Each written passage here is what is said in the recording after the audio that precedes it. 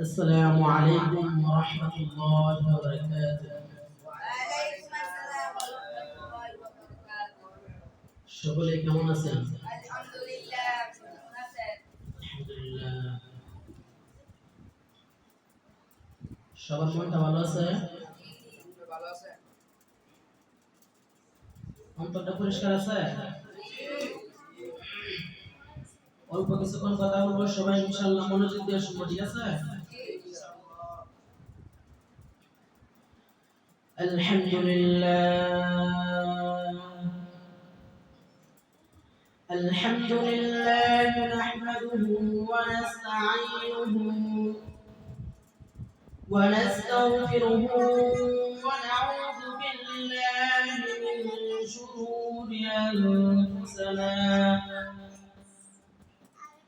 ونعوذ بالله من شرور أنفسنا ومن سيئات أعمالنا من يهده الله فلا مضل له ومن يضلله فلا هادي له ونشهد أن لا إله إلا الله وحده لا شريك له ونشهد أن سيدنا ومولانا محمدا عبده ورسوله صلى الله تعالى عليه وعلى آله وسلم تسليما كثيرا أما بعد فأعوذ بالله من الشيطان الرجيم بسم الله الرحمن الرحيم يا أيها الذين آمنوا توبوا إلى الله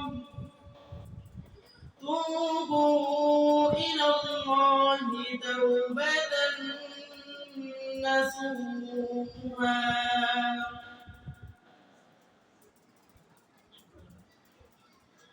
الذي أرسله بالحق بشيرا ونذيرا وداعيا إلى الله بإذنه وسراجا منيرا صدق الله العظيم أو كما قال عليه الصلاة والسلام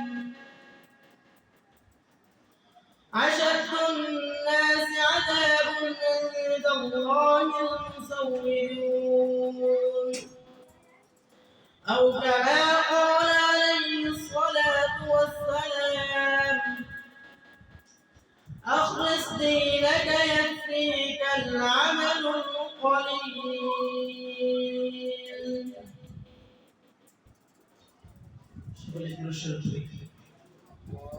اللهم صل على محمد وعلى آل محمد كما صليت على إبراهيم وعلى آل إبراهيم إنك حميد مجيد. اللهم بارك على محمد وعلى آل محمد كما باركت على إبراهيم وعلى آل إبراهيم إنك حميد مجيد.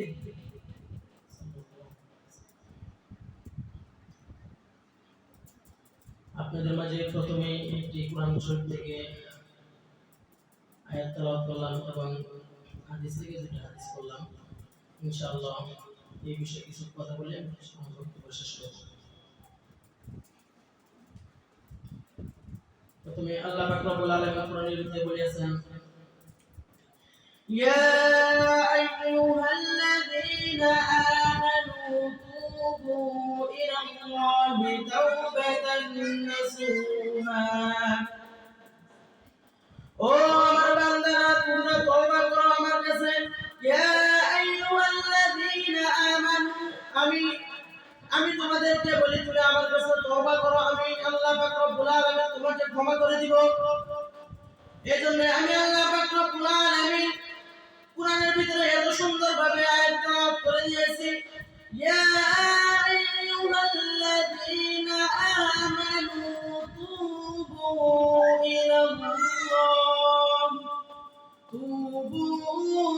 ইলাল্লাহি তাওবাতান নাসুহা। ও আমার বান্দারা, তোমাদেরকে আমি বলি তুমি আমার কাছে তওবা করো, আমি তোমাদেরকে ক্ষমা করে দিব। আল্লাহ পাক রব্বুল আলামিন বলেন, আমার বান্দারা যত গুনাহ করে আমার ততই ভালো লাগে যখন গুনাহ করতে করতে এক সময় আমার কাছে এসে অন্তরটাকে পরিষ্কার করে, দিলটাকে পরিষ্কার করে আমার কাছে যখন ক্ষমা চাইবে, তওবা করবে, আমি আল্লাহ পাক রব্বুল আলামিন অবশ্যই তাকে মাফ করে দিব ইনশাআল্লাহ। আল্লাহ পাক রব্বুল আলামিন বলেন, শেষ রাতে 7টা আসমান পাড়া দিয়ে আল্লাহ পাক রব্বুল আলামিন প্রথম আসমানে চলে আসেন, আয়েশা বলেন শেষ রাতে, ও আমার বান্দারা তোমরা উঠে তাহাজ্জুদের নামাজ পড়ো, আমার কাছে ক্ষমা চাও, আমি আল্লাহ পাক রব্বুল আলামিন তোমাদেরকে ক্ষমা করে দিব। সেই শেষ রাতে শয়তানের ঢুকাই পড়ে সবাই ঘুমাইতে থাকে, কিন্তু মাদ্রাসার ছাত্র যারা আছে তারা ঘুম থেকে সেই 3টার সময় উঠে যায়। উঠার পরে 2 রাকাত 4 রাকাত নামাজ পড়ে, নামাজ পড়ার পরে আল্লাহ পাক রব্বুল আলামিনের কাছে চায়, আল্লাহ পাক রব্বুল আলামিন তাদেরকে দিয়ে দেয়। ওই সময় আল্লাহ পাক রব্বুল আলামিন ফজরের আযানের আগ পর্যন্ত এখানে বসে থাকে যে দেখি আমার কোন বান্দাটা ঘুম থেকে জেগে আমাকে ডাকে, আমাকে স্মরণ করে। আল্লাহ পাক রব্বুল আলামিন এসে ডাকতে থাকে, ও আমার বান্দারা তোমরা উঠো ঘুম থেকে জেগে যাও আর আমাকে ডাকতে থাকো, আমি আল্লাহ পাক রব্বুল আলামিন অবশ্যই তোমাদের ডাকে সাড়া দিব। আল্লাহ পাক রব্বুল আলামিন বলেন যে তোমরা আমার কাছে ক্ষমা চাইবা অন্তরটা পরিষ্কার করে, আমি আল্লাহ পাক রব্বুল আলামিন তোমাদেরকে ক্ষমা করে দিব। হুজুর পাক সাল্লাল্লাহু আলাইহি ওয়াসাল্লাম হাদিসের ভিতরে বলেছেন, মিফতাহুল জান্নাতিস সালাহ, তোমরা নামাজ পড়ো, নামাজ তোমাদের কি চাবি একটা, এই চাবিটা যদি তোমরা নিয়ে যাইতে না পারো তাহলে তোমরা ঘরের তালা খুলতে পারবে না। তোমাদের সেই তালাটা খুলতে হলে 5 ওয়াক্ত নামাজ ঠিক মতো তোমাদের পড়া লাগবে, সেই চাবিটা তোমাদের হাতে নিয়ে যাওয়া লাগবে। আর যদি না পারো, তালা খুলতে না পারো, তাহলে অবশ্যই তোমাদেরকে জাহান্নামে ফেলাই দিবে। আর যদি সেই চাবিটা তোমরা নিয়ে যেতে পারো তাহলে আল্লাহ পাক রব্বুল আলামিন খুশি হয়ে তোমাদেরকে জান্নাতে দিয়ে দিবেন। আরেকটা হাদিস বলেছে, আখলিস দীনাকা ইয়াকফিকাল আমালুল কলিল। হুজুর পাক সাল্লাল্লাহু আলাইহি ওয়াসাল্লাম বলেন, তোমাদেরকে বেশি আমল করতে কই নাই, তোমাদেরকে কি করে নাই, বেশি আমল করতে কই নাই, অল্প একটু আমল করো। সেই অল্প আমলের উপর তোমরা ঈমান রাখো, তোমাদের ঈমানটাকে মজবুত করো। অল্প আমল নিয়ে যদি তোমরা মৃত্যুবরণ করতে পারো, আল্লাহ পাক রব্বুল আলামিন তোমাদেরকে এই উসিলায় জান্নাতে দিয়ে দিতে পারে। তোমাদের ঈমান থাকতে হবে, ঈমানটাকে মজবুত করতে হবে। আল্লাহ পাক রব্বুল আলামিন কিন্তু একটা পরীক্ষা পাঠাইছে, এটা একটা পরীক্ষা। যেরকম স্কুল কলেজ ভার্সিটি মাদ্রাসাতে সবাই বাবা মা মাদ্রাসাতে যায়, 5,000 10,000 টাকা খরচ করে পরীক্ষার ফি দেয়। দেওয়ার পর পরীক্ষাটা দিতে যায়, তখন চিন্তা করে যে আমার ছেলেটা আমার মেয়েটা কি পরীক্ষা দিতেছে, সে চিন্তায় তার ঘুম হয় না। যখন পরীক্ষাটা দেওয়া শেষ হয়ে যায় তখন বাড়িতে এসে ফোনটা হাতে নিয়ে বসে থেকেছে কখন আমার রেজাল্টটা আসবে, রেজাল্টটা দেখবো তারপরে আমি খাবার খাবো। যখন দেখে রেজাল্টটা খারাপ হয়ে যায় তখনই কি করে, হয়তো দড়ি দিয়ে ফাঁস নিতে যায়, নয়তো বিষ খায়। কেন? এটা তো সামান্য একটা পরীক্ষা। দুনিয়া তুমি পাস করলে চাকরি পাবে, পাস না করলে চাকরি পাবে না, এটা একটা পরীক্ষা। কিন্তু আল্লাহ পাক রব্বুল আলামিন তো তোমাদেরকে বলেছেন মিফতাহুল জান্নাতিস সালাহ, নামাজ বেহেশতের চাবি। এই চাবিটা যদি তোমরা না নিতে পারো তাহলে তো জান্নাতে যেতে পারবে না। এই পরীক্ষার জন্য যেহেতু তোমরা এত আগ্রহ দাও, এত গুরুত্ব দাও, তাহলে আমি আল্লাহ পাক রব্বুল আলামিন তোমাদেরকে একটা পরীক্ষা দিয়েছি। এই পরীক্ষাটা কেন তোমরা দিতেছো না? এই পরীক্ষাটা কেন তোমরা ফেল করতেছো? শয়তান তো আমার কাছে বলে আসছে যে আল্লাহ আদম জাতিকে আমি জান্নাতে যাইতে দিব না, আমি আটকে রাখবো। আল্লাহ পাক রব্বুল আলামিন সঙ্গে সঙ্গে উত্তর দিলেন, আমার বান্দা যদি সারা বছর ধরেও গুনাহ করে, মৃত্যুর আগ পর্যন্ত যদি গুনাহ করে, মৃত্যুর আগেও যদি আমি আল্লাহ পাক রব্বুল আলামিনের কাছে ক্ষমা চাই, আমি আল্লাহ পাক রব্বুল আলামিন অবশ্যই তাকে ক্ষমা করে দিব। শয়তানও এখানে আল্লাহ পাক রব্বুল আলামিনের সাথে কন্টাক্ট করে আসছে।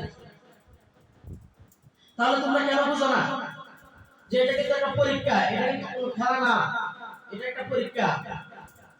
দুনিয়াতে যেরকম পরীক্ষা দাও তোমরা, তোমরা স্যারকে ভয় পাও, উস্তাদকে ভয় পাও, যেটাকে চাকরি করো, যে গার্মেন্টস ফ্যাক্টরিতে তোমরা চাকরি করো, ওই ফ্যাক্টরিতে তোমরা ওই ম্যানেজারকে, ওই বসকে তোমরা ভয় পাও, ভয় পেয়ে তোমরা মনোযোগ দিয়ে কাজ করো। কেন? আমার চাকরিটা চলে যাবে, যদি মনোযোগ দিয়ে কাজটা করি আমার চাকরিটা চলে যাবে। তাহলে এটা তো মনে করতে পারো। হুজুর পাক সাল্লাল্লাহু আলাইহি ওয়াসাল্লাম বলেন মিফতাহুল জান্নাতিস সালাহ, নামাজ বেহেশতের চাবি। তোমরা সেই নামাজ ঠিকমতো পাঁচ ওয়াক্ত নামাজ পড়ো তোমরা, আমি আল্লাহ রব্বুল আলামিন তোমাদেরকে জান্নাতের চাবি দিয়ে দেব। জান্নাতের চাবি যদি তোমরা নিতে চাও, পাঁচ ওয়াক্ত নামাজ ঠিকমতো পড়ো, তোমরা ঈমান রাখো, ঈমানটাকে তোমরা মজবুত করো। আল্লাহ রব্বুল আলামিন বলেন, ও আমার বান্দারা, তোমরা আমার কাছে ক্ষমা চাও, আমি তোমাদেরকে ক্ষমা করে দেব। আমার কাছে তোমরা তওবা করো, আমি আল্লাহ রব্বুল আলামিন তোমাদেরকে ক্ষমা করে দেব। আল্লাহ রব্বুল আলামিন বলেন, আমি তো তোমাদেরকে ক্ষমা করার জন্য বসে আছি, তোমরা কেন আমার কাছে চাও না? ওরকম করে চাও, আমি আল্লাহ রব্বুল আলামিন তোমাদেরকে দিয়ে দিব। মুসা নবী জিদ করে আল্লাহ রব্বুল আলামিনকে দেখতে চাইছিলেন।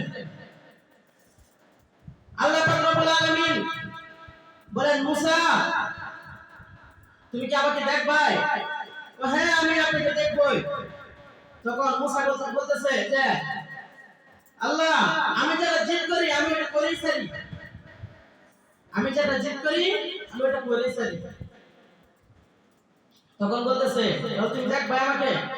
ঠিক আছে, তুমি আগামীকালকে ওই তুর পাহাড়ের উপরে তুমি চলে এসো, ওইখানে তোমাকে আমি দেখাবো। আল্লাহ পাক রব্বুল আলামিন নিজের নূর যেটা ছিল ওইটা মুসা নবীকে দেখানোর সাথে সাথেই মুসা নবী জায়গা অজ্ঞান হয়ে গেছে। যখন পর্দাগুলো সরাই দিয়েছে, মুসা নবী যখন একটা পর্দা যখন সরাইছে তখনই দেখে যে ঝিলিক মারছে, ভয় পেয়ে গেছে। যখন আরেকটা পর্দা সরাইছে পুরাটা কিন্তু দেখায় নাই, অল্প একটু দেখাইছে, চিত্র পরিমাণে একটু দেখাইছে। এই দেখে আইরা এই লোকটা দেখে অজ্ঞান হয়ে গেছে জানেন। তাদের কিরকম ঈমান ছিল, আর আজকে আমাদের কোনো ঈমান নাই। মসজিদে নামাজ চলতেছে, মসজিদের পাশ দিয়ে যুবকরা, মুরব্বীরা দাঁড়ায় আছে, দাঁড়ায় কথা বলতেছে, অথচ নামাজের দিকে কেউ খেয়াল দেয় না। তারা ভাবতেছে এটাই যে দুনিয়া শেষ, আখিরাতে আমরা জীবিত হব না। ওরা এই জিনিসটা বুঝতেছে যে আমরা আখিরাতে আর জীবিত হব না। কুল্লু নাফসিন যায়িকাতুল মাউত, মৃত্যুর স্বাদ সবাইকে গ্রহণ করতে হবে, কেউ বাঁচতে পারবে না। কোন জাতি, কোন প্রাণী একটা প্রাণীও বাঁচতে পারবে না, শুধু মানুষ নয়, সবাই একদিন মরতে হবে। তাহলে এই জিনিসটা একটু সবাই মনের ভিতরে ঢুকাইবেন যে আমি যদি একটা চাবি নিয়ে যেতে পারি, আল্লাহ পাক রব্বুল আলামিন আমাকে এই উসিলায় জান্নাতে দিয়ে দিতে পারেন। আল্লাহ পাক রব্বুল আলামিন আল্লাহ পাক রব্বুল আলামিন বলতেছেন, ও জিবরাইল, যায় দেখো আমার কোন বান্দার শরীরে অন্তরের ভিতরে চুল পরিমাণ ঈমান আছে নাকি, চুল পরিমাণ ঈমান আছে নাকি। গেছে দেখে পূজা থেকে পাই নাই, তখন চলে আসছে, বলছে আল্লাহ পাই নাই। বলছে আবার যাও, আবার গেছে, আবার একই অবস্থা পাই নাই। বলছে আবার যাও, আবার গেছে, 3 নাম্বার যখন গেছে 3 বারের বান্দা একজনকে পাইছে চুল পরিমাণ ঈমান তার ভিতরে আছে, তাকে সরাই নিয়ে আসছে। তখন সে বলছে আল্লাহ আমাকে যেহেতু জাহান্নাম থেকে উঠায় নিয়ে আসবেন, তাহলে আমাকে জাহান্নাম থেকে এতটা দূরে রাখেন, এতটা দূরে রাখেন জাহান্নামের তাপমাত্রাও স্পর্শ করতে পারে না। তখন আল্লাহ পাক রব্বুল আলামিন জিবরাইলকে বলেন, ও জিবরাইল, তুমি আমার এই বান্দাকে এমন জায়গায় রেখে আসো যে জায়গায় জাহান্নামের কোনো তাপমাত্রাও যেতে পারে না। তখন ওই জায়গায় রাখার পরে কিছুক্ষণ পরে আবার আল্লাহ পাক রব্বুল আলামিনকে ডাকতেছেন, ও আল্লাহ, আমাকে যেহেতু এখানে রাখছেন, আপনার কাছে আমার আরেকটা আবদার। হ্যাঁ বলো। বলতেছে আল্লাহ আপনার কাছে আমার আরেকটা আবদার। কি আবদার বলো। বলতেছে আল্লাহ আপনি যেহেতু আমাকে এখানে রাখছেন, তাহলে আমাকে আপনি জান্নাতের গেটের দরজার সামনে আপনি আমাকে বসিয়ে দিন। তো তুমি না বলছো আর তুমি চাইবা না, তুমি আমার কাছে ওয়াদা করছো। আল্লাহ পাক রব্বুল আলামিন বলেন, তুমি না ওয়াদা করছো আমার কাছে আর তুমি কিছু চাইবা না। তখন সেই বান্দা উত্তর দিতেছে যে আল্লাহ আপনি তো বলছেন যে আপনার কাছে চাইলে তখন ফিরাই দিবেন না। তখন আবার বলতেছেন, ও জিবরাইল, আমার এই বান্দাকে তুমি জান্নাতের গেটের সামনে নিয়ে দাঁড় করায় দিয়ে আসো। জান্নাতের গেটের সামনে নিয়ে গেলেন, ওখানে বসায় দিয়ে আসলেন, ওখানে বসলেন। বসার পরে কিছুক্ষণ পরে জান্নাতের গেটটা একটু ফাঁকা হয়েছে। একটু ফাঁকা হওয়ার পরে এখানে একটু চুল পরিমাণ বাতাস আসছে। সেই বাতাসটা তার শরীরে লাগছে, সঙ্গে সঙ্গে সে আল্লাহকে ডাক দিলেন, ও আল্লাহ আমি আপনার কাছে আরেকটা আবদার করব। তখন আল্লাহ পাক রব্বুল আলামিন বলতেছেন, এই নালায়েক, তুই না আমার সাথে তওবা করছস, আমার কাছে তুই ওয়াদা করছস, তুই না আমার কাছে ওয়াদা করছস যা তুই কিছু চাইবি না। আল্লাহ আমাকে এমন জায়গায় ফেলাইবে যেন জান্নাতের এক সিপাহী বলেন কেউ যেন না দেখে, একটা সিপাহী যায় খুশি। তখন বলতেছে জিবরাইলকে বলতেছে, ও জিবরাইল, তুমি জান্নাতের দরজাটাকে খুলে দাও, আমার এই বান্দাকে জান্নাতে প্রবেশ করার জন্য আমি অনুমতি দিয়েছি। তখন সেই জিবরাইল আলাইহিস সালাম জান্নাতের গেটটা খুলে দিলেন। সেই বান্দাটা কোনো ধ্যান না দিয়ে এমন জোরে দৌড় দিয়েছেন, আল্লাহ পাক রব্বুল আলামিন বলেন, দাঁড়া,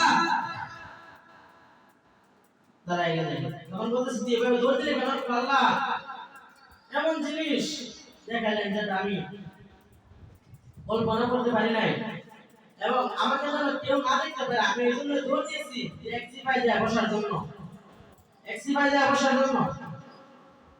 বলতেছে এই জান্নাতটা যদি তুমি এরকম দেখছো, তাহলে তোমার জান্নাতটা খালি তোমাকে সেটা তুমি দেখো কিরকম। তোমার জান্নাতটা যদি এত বড় হতে পারে, তাহলে যারা পুরোপুরি ঈমান আছে তাদের জান্নাতটা তুমি দেখো কতটুকু বড় হতে পারে, তুমি অনুভব করো। তখন আল্লাহ পাক রব্বুল আলামিন বলেন যে বান্দা তুমি এখন আমার কাছে চাও, যা চাইবে আমি তাই দিব।